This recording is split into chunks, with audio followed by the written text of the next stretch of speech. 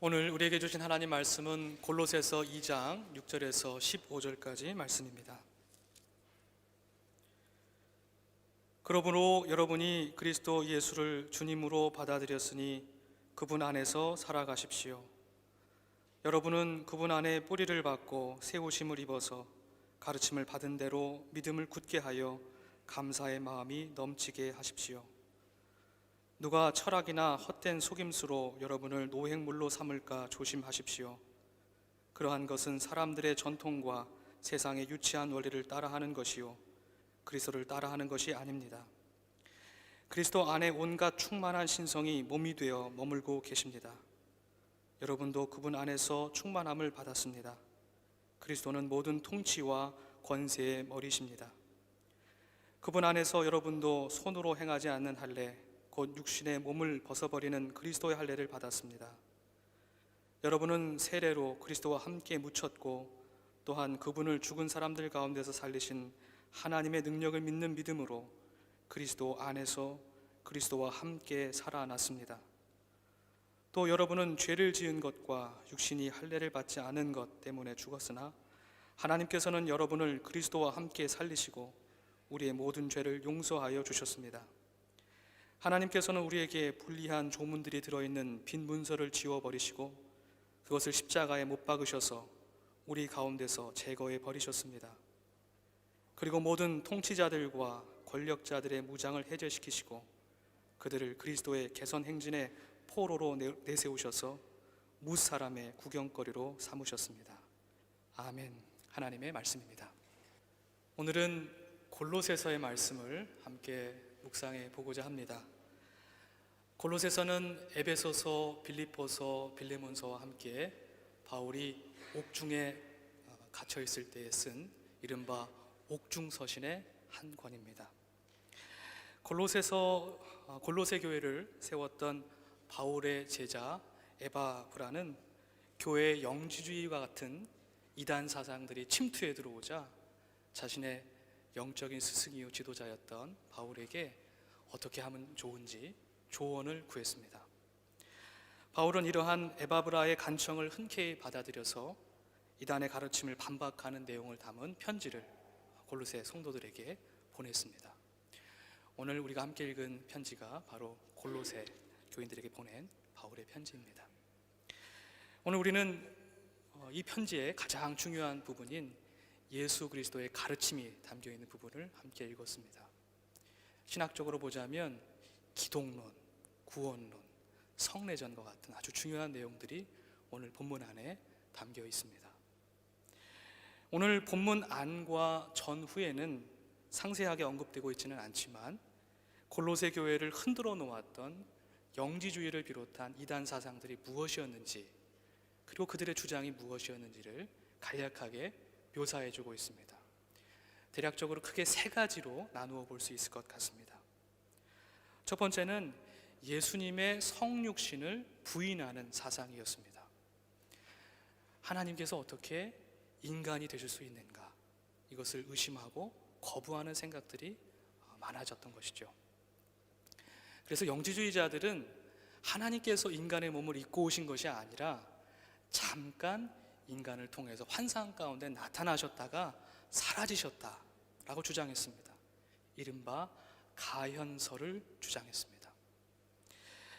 이는 바울이 오늘 본문 8절에서 묘사하고 있듯이 철학이나 헛된 속임수, 사람들의 전통과 세상의 유치한 원리였던 것이죠. 이것이 바로 영지주의를 가리키는 말이었습니다. 바울은 이에 맞서서 오늘 본문 9절에서 그리스도 안에 온갖 충만한 신성이 몸이 되어 머물고 계십니다 하고 몸이라고 하는 단어를 강조하고 있는 것을 봅니다. 이렇듯 바울은 예수 그리스도의 인성을 부인하는 영지주의자들의 견해에 적극적으로 반박하고 있는 것이죠. 또한 오히려 2장 3절에서 바울은 그리스도 안에는 모든 지혜와 지식의 보화가 감추어져 있습니다 하고 말함으로써 자신들만이 특별한 지식, 영적인 지식, 이른바 그노시스를 가지고 있다고 주장하는 영지주의자들의 주장을 무력화시키고 있음을 보게 됩니다. 두 번째는 이 이단 사상들의 특징은 18절에서 보듯이 천사를 숭배하는 사상이었습니다. 성경 속에는 다니엘서에 등장하는 미카엘과 그리고 예수님의 탄생을 예고했던 가브리엘 같은 이름이 있는 이른바 유명의 천사들이 등장하기도 하고요, 하나님의 뜻을 수행하는 이름 없는 무명의 천사들도 많이 등장합니다. 이들은 이른바 하나님의 영적인 피조물입니다. 그러나 초대교회 안에는 하나님의 중보자요 대리자의 역할을 감당했던 천사 그 자체를 숭배하는 신앙이 생겨나게 된 것입니다. 이러한 연유로 의도적으로 바울은 골로새서 1장 16절에서 하늘에 있는 것들과 땅에 있는 것들과 보이는 것들과 보이지 않는 것들 모두가 하나님의 창조물임을 분명하게 선언하고 있는 것을 보게 됩니다. 세 번째로 골로새 교회를 흔들었던 이단 사상은 2장 23절에서 보듯이 꾸며낸 경건과 겸손, 몸을 학대하는 지혜를 바탕에 둔 금욕주의였습니다. 이에 맞서서 바울은 골로새서 1장 22절에서 인간 스스로의 힘으로는 도저히 거룩함에 도달할 수 없으며 오직 그리스도 예수의 십자가의 은혜만이 우리를 거룩하고 흠이 없고 책망할 것이 없는 사람으로 변화시켜 줄 수 있다고 선포하고 있는 것을 보게 됩니다. 이렇듯 사도 바울은 마치 우리 몸 안에 병균이 들어왔을 때 항체가 그 병균과 맞서 싸우는 것처럼 그리스도의 몸된 교회 안에 이단 사상들이 침투해 들어왔을 때 그 복음의 진리를 가지고 이들을 격퇴시키고 있는 것을 봅니다. 이들에게 응전하고 있는 것을 보게 됩니다. 오늘날에도 안타깝지만 교회를 공격하고 흔들어 놓는 이단과 사이비들의 포교 활동이 지속적으로 계속되고 있습니다. 그 형태와 방법도 다변화되고 있는 것을 우리는 알게 됩니다.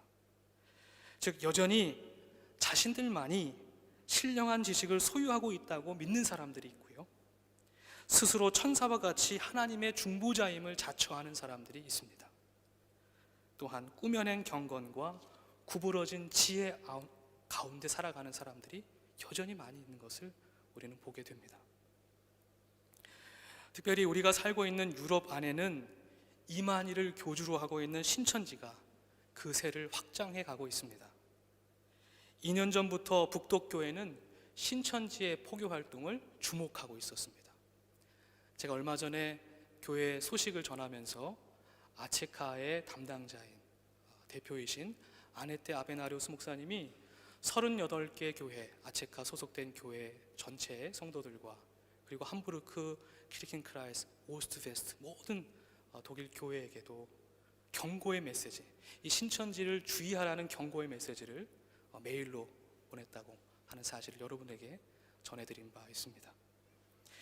이들은 인터넷과 현장에서 성경 세미나 또 종교 행사를 통해서 포교하고 있고 또 그리고 사적 모임을 통해서도 계속 포교하고 있는 것을 봅니다. 저도 전화를 받았습니다. 그래서 어떻게 제 전화번호를 알았냐고 물어봤더니 홈페이지에 기록되어 있는 대로 전화를 했다는 거예요. 안타까운 마음이 들어서 언제부터 이 일을 하게 됐냐고 그 독일 분에게, 여자분에게 제가 질문을 했던 기억이 납니다. 이렇게 예전에는 좀 음성적으로 그들이 활동했다면 이제는 정말 대놓고 활동하고 있는 것을 봅니다. 더욱이 요즘은 신천지는 평화라고 하는 인간의 보편적인 가치를 표방하면서 하늘 문화 세계 평화 광복, 이름도 좀 특이합니다. 그리고 세계 여성 평화 그룹, 국제 청년 평화 그룹, 이런 위장 단체를 통해서도 활동하고 있는 것을 봅니다. 그렇다면 이렇게 자의적인 성경 해석에 기초해서 복음의 진리를 굽게 하고 인간의 삶과 가정 그리고 주의 몸된 교회와 공동체와 사회를 해체시키고 파괴하는 이단들이 이렇게 흥왕하는 시대에 우리는 어떻게 대처할 수 있을까요?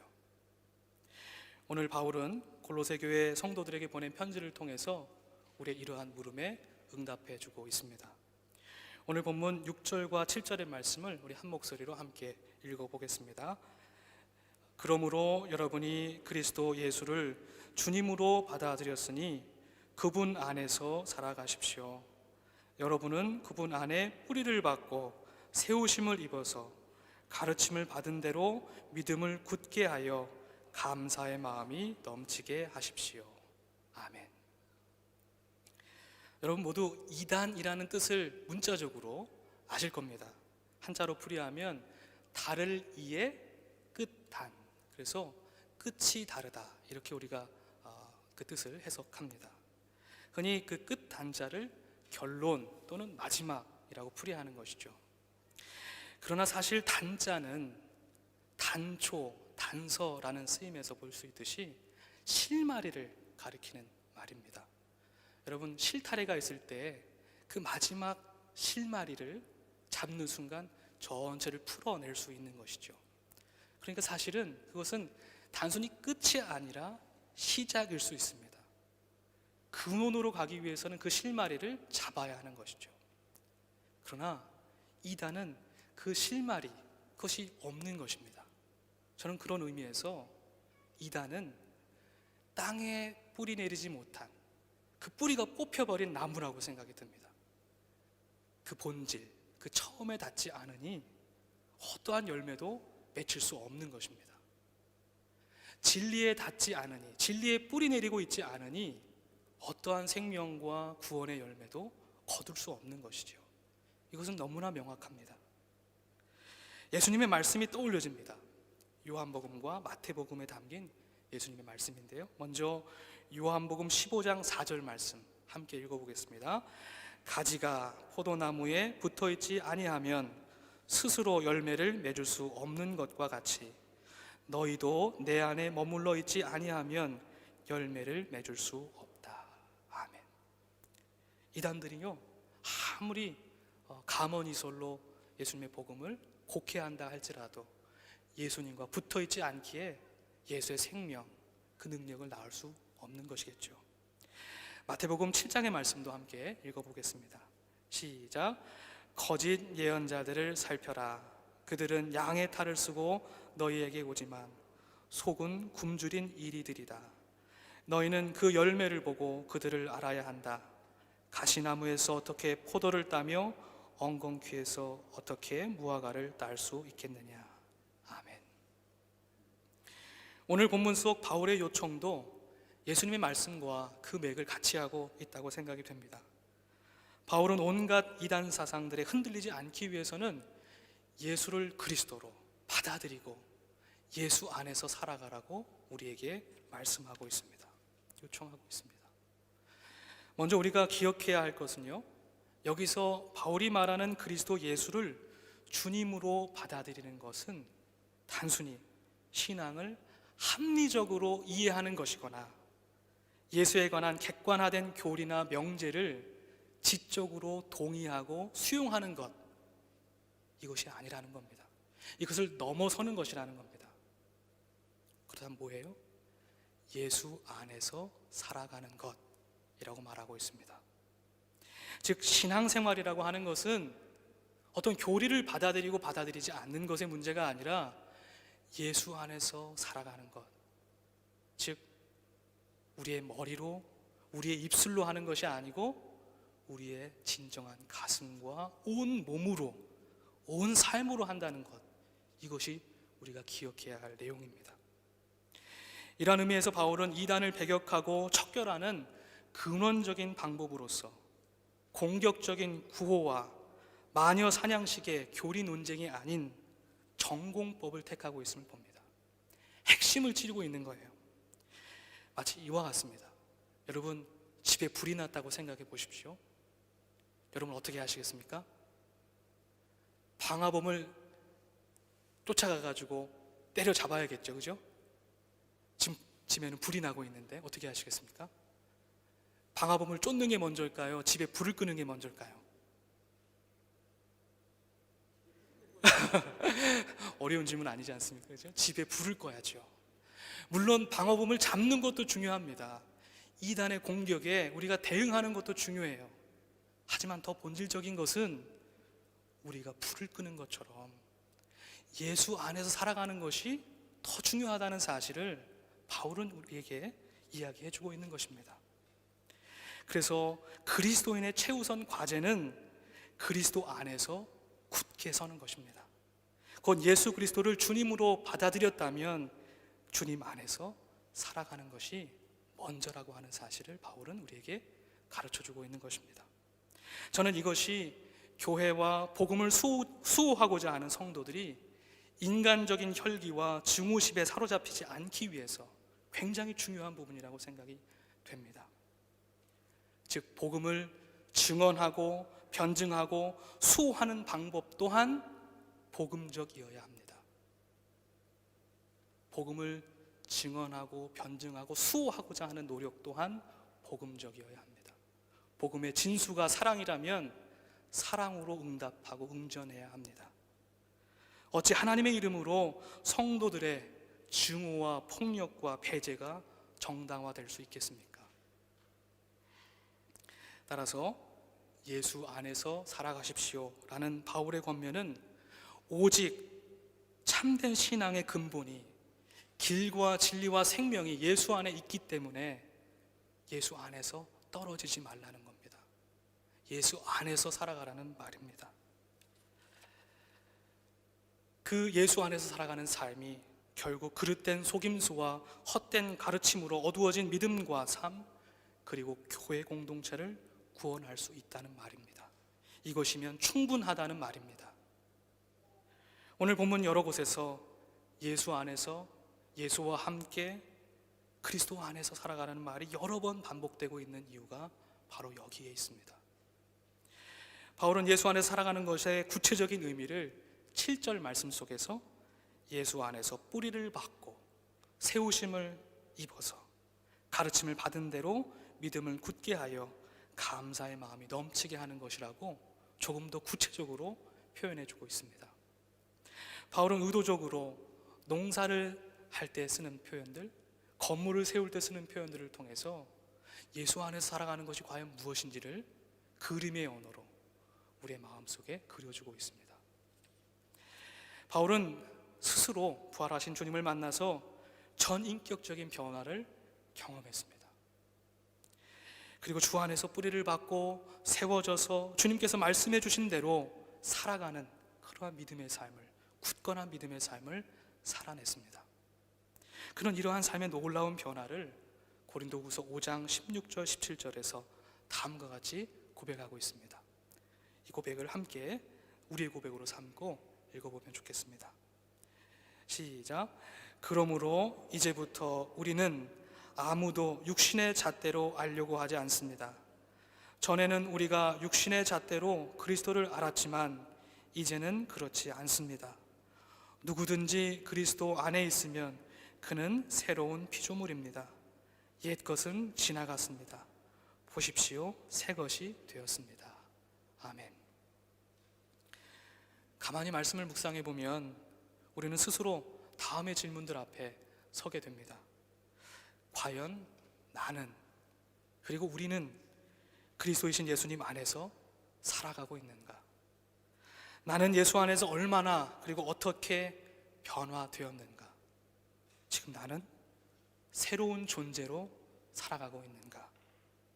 나의 일상적인 삶은, 매일의 삶은 예수님과의 내적인 친밀감과 사귐으로 채워져 가고 있는가? 나와 예수님은 얼마나 가까이 있는가? 사랑하는 성도 여러분, 아침에 눈을 떴을 때부터 시작해서 잠이 드는 순간까지 매일 매 순간 그리스도이신 예수님의 이름을 기억하고 그분의 이름을 부르며 기도하고 그의 말씀을 청종하는 저와 여러분 되기를 원합니다.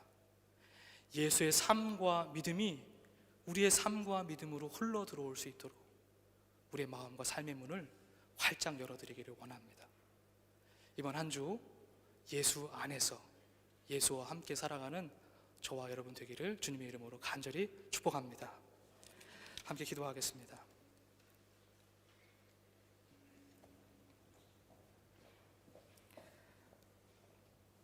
사랑의 아버지 하나님, 주님이 우리 안에, 주님 안에 우리가 있음을 고백합니다.